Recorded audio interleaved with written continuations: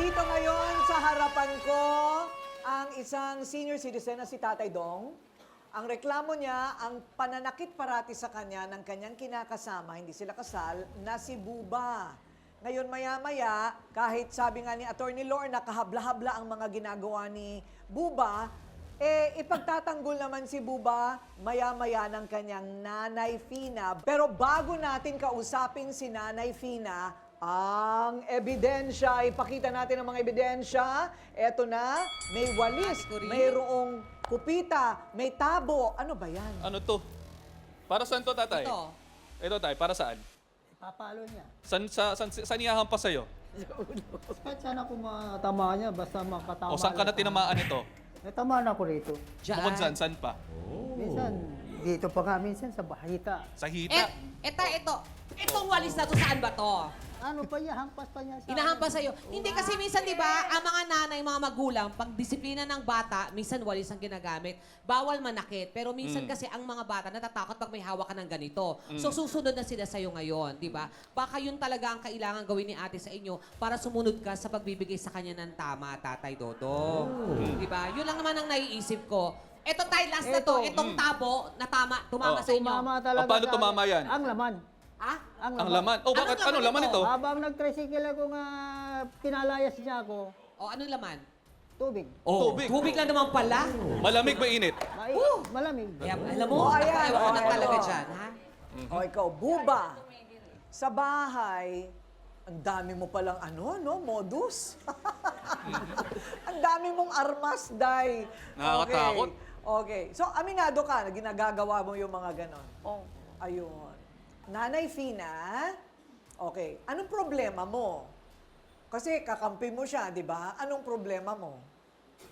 Sa kanya po, ang masasabi ko, makulit lang ito. Makulit. Makulit. Alam niya matigas ang ulo na nito, sinasabayaw niya pa.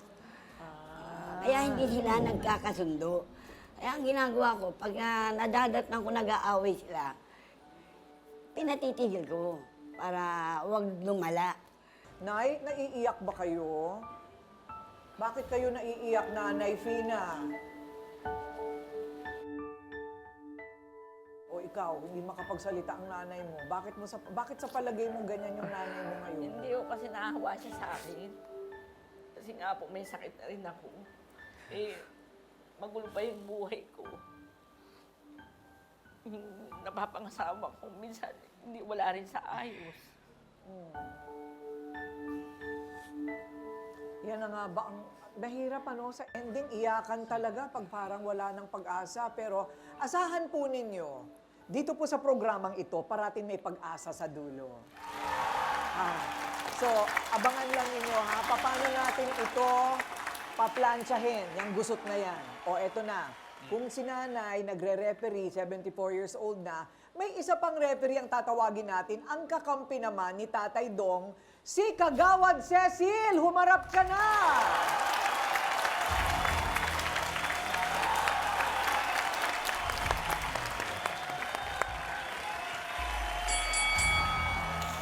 Okay, Kagawad Cecil.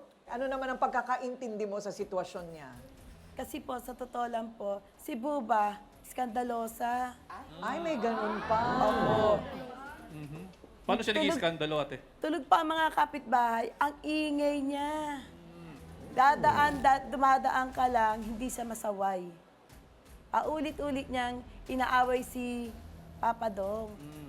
Sinasaway ko siya. Minsan sila nag-blatter dahil sa ORCR. Na nakikipag-iwalay po to dahil sa ORCR. Kasi ang katwiran neto, saan ako kukuha ng panghanap buhay kung mawawala ang ORCR? Buba, katibayan na ito na magagamit. Na talagang pagka ikaw ay nawawala sa sarili mo, dala ng galit, kung ano-ano nga ang nagagawa mo at nasasabi. Ito naman, matanda na rin. Hindi sa wala siyang kasalanan, Di ba? Meron din naman. Meron din naman kahit paano. Umamin kayo. Wala namang taong walang kasalanan. Diba? Okay. Alam mo, tanungin mo sila, anong kasalanan, para sa kanila, ano ang kakulangan? Para maiba tayo. Ano sige, ang kakulangan ni Papa Tatay. Dong? Para sa akin po, si tatay, nagkulang po siya sa pagpapaliwanag sa asawa niya kung paano niya, yung mga pera na iniipon din niya para sa sarili niya, hindi niya sinasabi. Hindi niya yun sinasabi kasi ang akala niya siguro, kukuhanin niya lahat. Ayun. Kasi lahat nadadaan naman sa usapan. Yes. Oo. Okay. O dyan naman, O, dyan. ano naman ang kakulangan ni Buba? Ay, naku, eto. Naku, ang dami sino nito. ate? Eto, ate, halika.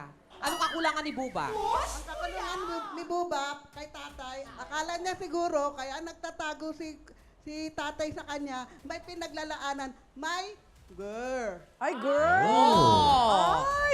Tama nga naman kasi baka may pang-date. Meron bang third party dito? May girlfriend ka May ba? girlfriend ka bang iba pa? Wala po, wala. May hinala ka ba na meron siyang ibang babae? Meron po. Ay!